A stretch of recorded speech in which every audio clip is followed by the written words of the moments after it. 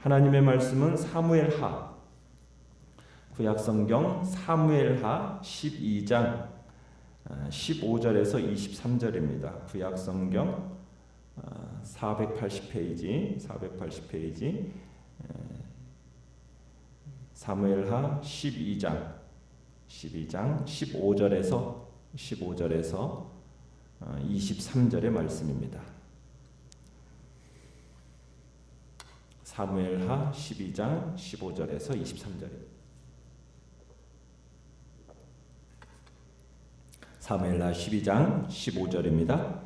나단이 자기 집으로 돌아가니라. 우리아의 아내가 다윗에게 낳은 아이를 여호와께서 치심에 심히 앓는지라.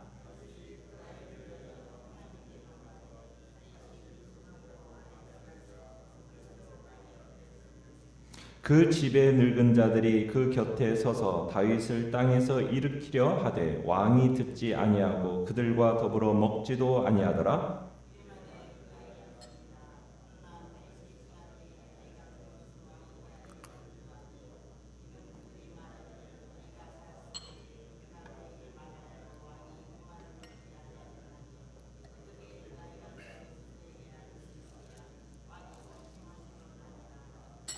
다윗이 그의 신하들이 서로 수군거리는 것을 보고 그 아이가 죽은 줄을 다윗이 깨닫고 그의 신하들에게 묻되 아이가 죽었느냐 하니 대답하되 죽었나이다 하는지라.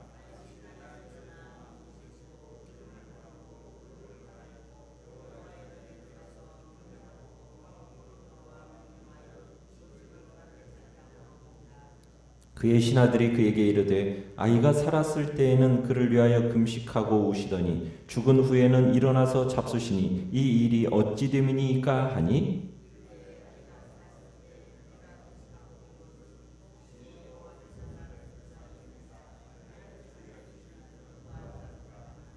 같이 읽습니다. 지금은 죽었으니 내가 어찌 금식하랴. 내가 다시 돌아오게 할 수 있느냐. 나는 그에게로 가려니와 그는 내게로 돌아오지 아니하리라 하니라. 아멘. 오늘 말씀의 제목은 죄의 대가라는 제목으로 말씀을 나눕니다. 다윗이 유부녀인 밧세바와 간음하고 그 간음을 은폐하기 위해서 그의 남편 우리아를 전쟁터에서 죽였습니다. 다윗은 이 모든 일을 비밀리에 끝냈다고 스스로 생각을 했어요. 그러나 그 모든 것을 누가 보고 계셨습니까? 하나님이 보고 계셨습니다.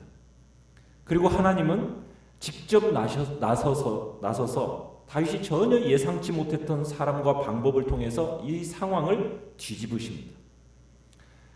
다윗이 이 모든 일을 저지르고 나서도 전혀 회개할 기미를 보이지 않으니까 하나님의 말씀을 가진 나단 선지자를 다윗에게 보내시면서 회개를 촉구하시는 겁니다.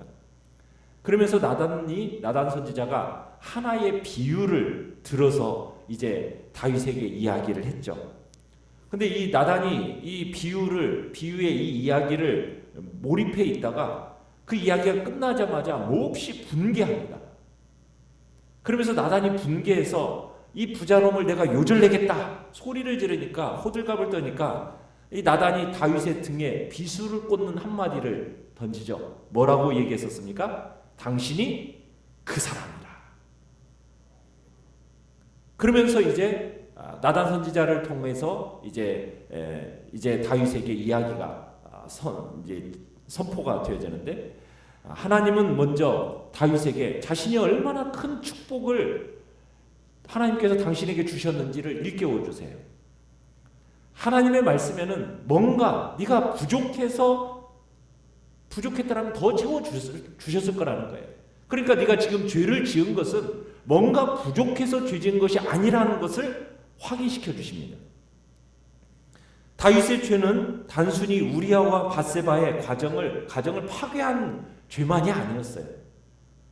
하나님이 이 과정 속에서 가장 큰 상처를 받으셨다는 거예요. 하나님은 이 일을 통해서 다윗이 자신을 업신여겼다, 이렇게 하나님은 말씀을 하세요. 그러니까 하나님은 상처받은 심정을 다윗에게 설명합니다. 그리고 나서 다윗에게 그 죄에 대한 심판을 선언하십니다. 뭐라고 선언하시냐면 앞으로는 영원토록 네 집안에 칼부림이 끊이지 않을 것이다 선언을 하시고, 그리고는 뭐라고 얘기하냐면 너 다윗은 밧세바를 숨겨진 곳에서 범했지만 하나님은 다윗의 아내들을 그의 이웃에게 주시고 그 이웃은 대낮에 모든 사람이 보는 앞에서 범하도록 만들겠다라는 것이 하나님의 심판의 선언이었습니다.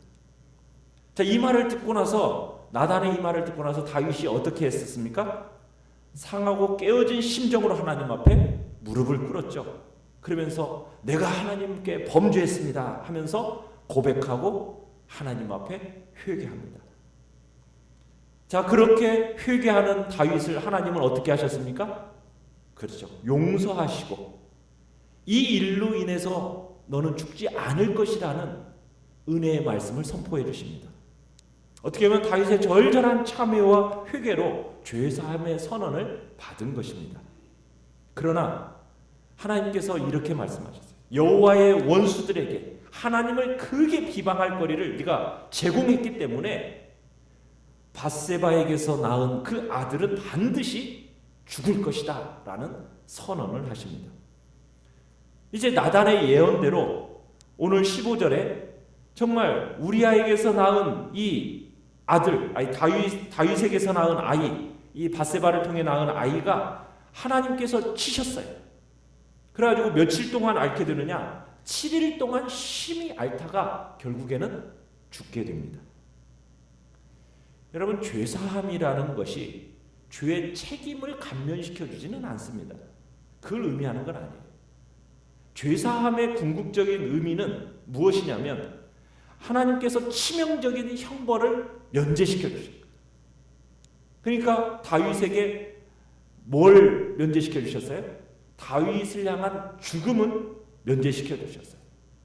그러나 그렇다고 해서 그가 저지른 죄와 그 심령에 남겨져 있는 그 죄의 흔적에 어떠한 징벌적이고 징계적인, 그리고 그를 정결케 하려는 조치조차 하나님이 면제시키는 것은 아니라는 얘기입니다.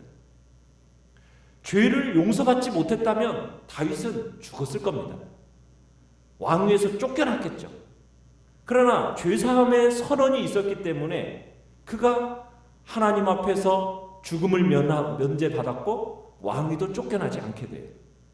그러나 하나님께서는 그애를 향한 어떤 치명적인 심판, 어떤 궁극적인 심판, 법정의 최고형과 같은 그런 사형, 이것은 면제되었을지 모르지만 하나님께서 그를 향한 정화하는, 어떻게 보면 그의 마음을 정말 새롭게 하시기 위한 징벌적인 조치가 취해지게 되는 겁니다. 그러니까 거룩하신 하나님은 자기 자녀들의 죄를 용서하세요. 그러나 그 죄 때문에 나타나게 되는 그 자연스러운 그 죄로 말미암는 대가가 있는데 그것은 감당해야 돼요. 마치 그런 겁니다. 정말 이 마약 중독자가 하나님 앞에서 회개하고 자신을 돌이켰어요. 그러나 그 마약 중독으로 인해서 참으로 그로 말미암아 주변에 나타났던 그 죄로 인한 현상들과 참으로 많이 깨어진 부분들은 그것을 위해 감수해야 갈 수밖에 없는 거예요.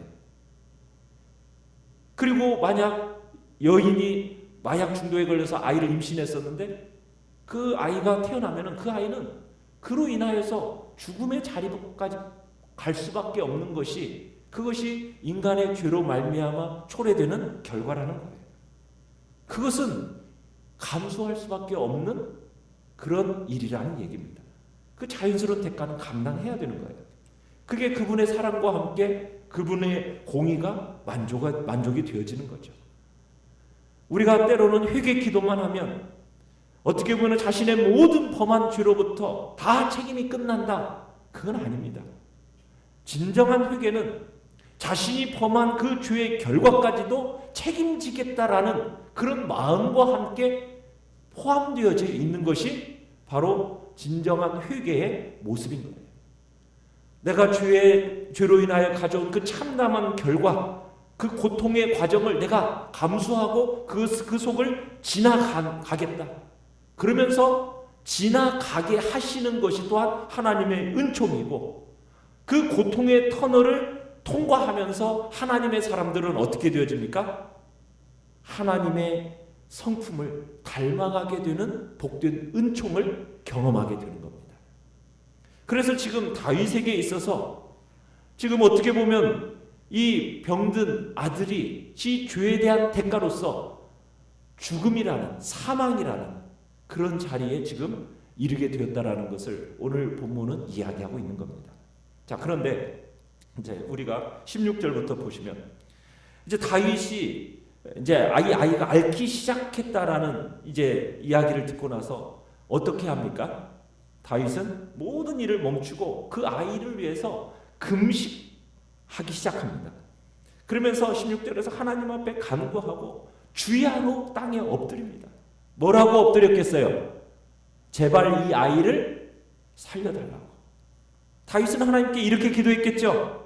죄는 제가 지었는데 어찌하여 이 죄 없는 이 아이를 데려가십니까? 하나님 불쌍히 여겨주십시오라고 하면서 아마 살려달라고 기도했을 것입니다. 그 옆에서 늙은 종들이 그 다윗이 정말 그냥 금식하면서 7일 동안 이렇게 막 기도하니 얼마나 안타깝겠어요. 그러니까는 다윗을 땅에서 일으키려고 하는데 들어요, 안 들어요? 말을 안 듣죠. 그럼 먹지도 않고 오로지 살려달라고만 기도를 하는 겁니다. 그런데 18절에 보면 이 아이가 어떻게 됐다고요? 1회 만에 죽습니다. 자, 다윗의 신하들이 아이가 죽었다는 소식을 전하면 다윗이 어떻게 할 거라고 생각을 했어요? 너무 슬퍼해가지고 따라 죽기라도 할 것처럼 생각이 된 거예요. 그만큼 정말 다윗은 절실한 마음으로 기도를 했다는 거예요. 자, 그래가지고 이 아이가 죽었다라는 것을 왕에게 보고하는 걸 두려워합니다. 그러나 다윗은 그런 생각으로 아이를 위해서 금식했던 거냐? 그건 아니었어요. 근데 다윗은 이제 신하들이 수군거리는 것을 보고서는 아이가 죽었음을 알아챘습니다.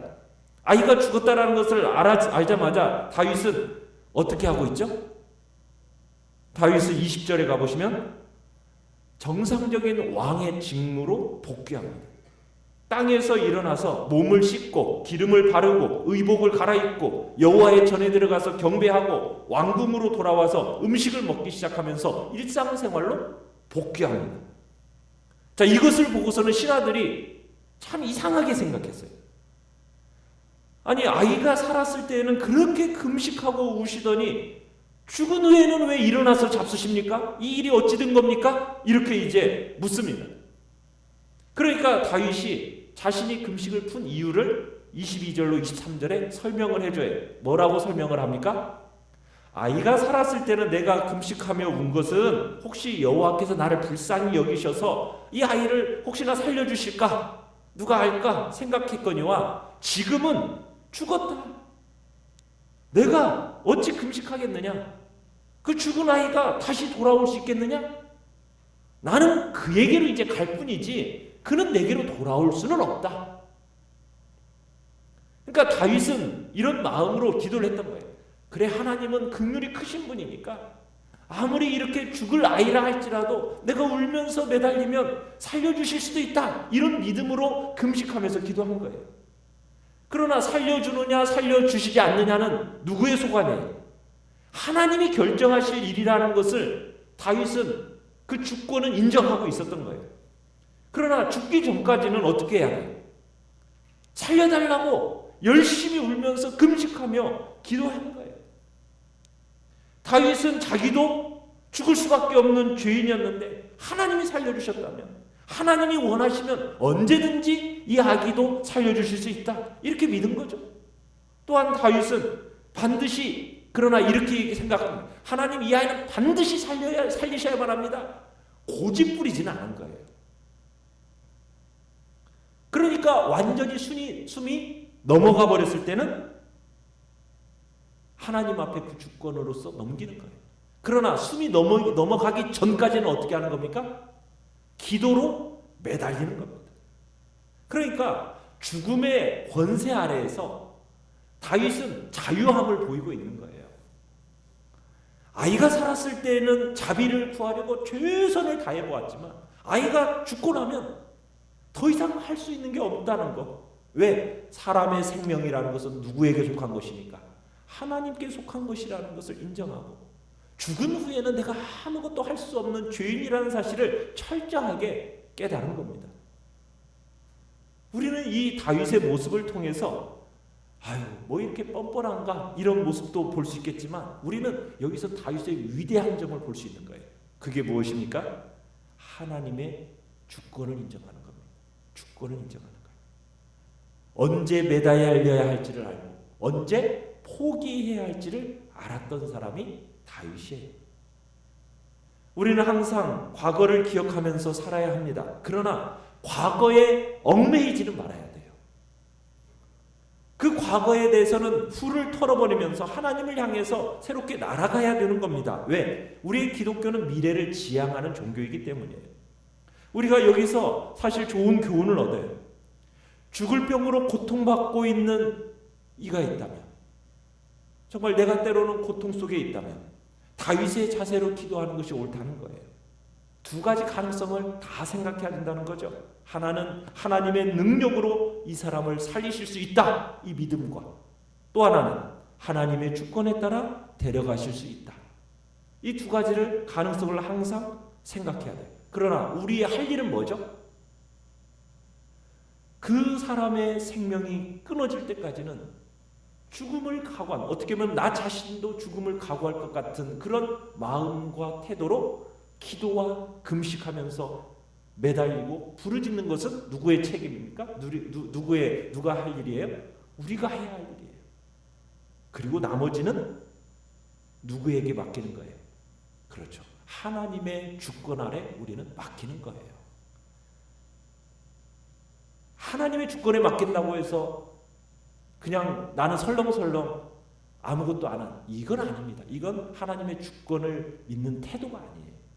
진짜 하나님의 주권을 믿는 사람이라면, 그분의 섭리를 믿는 사람이라면 우리가 해야 할 일을 마치 내가 그것을 전부 감당해야 되는 것처럼 목숨 걸고 하는 것이 우리 몫이에요. 그건 우리가 해야 할 몫입니다.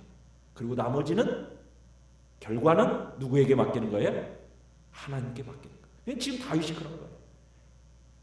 정말 옆에서 보니까 진짜 이 아이가 죽으면은 따라 죽을 것처럼 그렇게 금식하며 기도했거든요.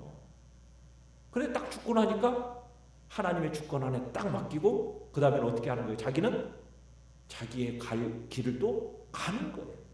이게 바로 믿는 그리스도인의 삶의 태도라는 얘기입니다. 그렇게 하면 대체로 믿음의 승리가 그 안에서 나타나고 그 속에 하나님의 영광을 보게 되는 것입니다. 오늘도 우리의 삶 속에 이 죄에 대한 참담한 결과들을 우리는 직시할 필요가 있고, 그러기에 우리는 처음부터 정말 죄에 대한 대가가 어떻게 다가오는지를 우리는 항상 생각하고 순간의 유혹에 넘어지지 않도록 죄로부터 승리하는 삶을 살겠다라는 그런 결단이 오늘 또 우리에게 있어야 할 것입니다. 오늘 말씀을 생각하면서 기도하시고요. 연약한 우리의 지체들을 위해서 기도해 주시기 바랍니다. 기도해 주시기 바랍니다.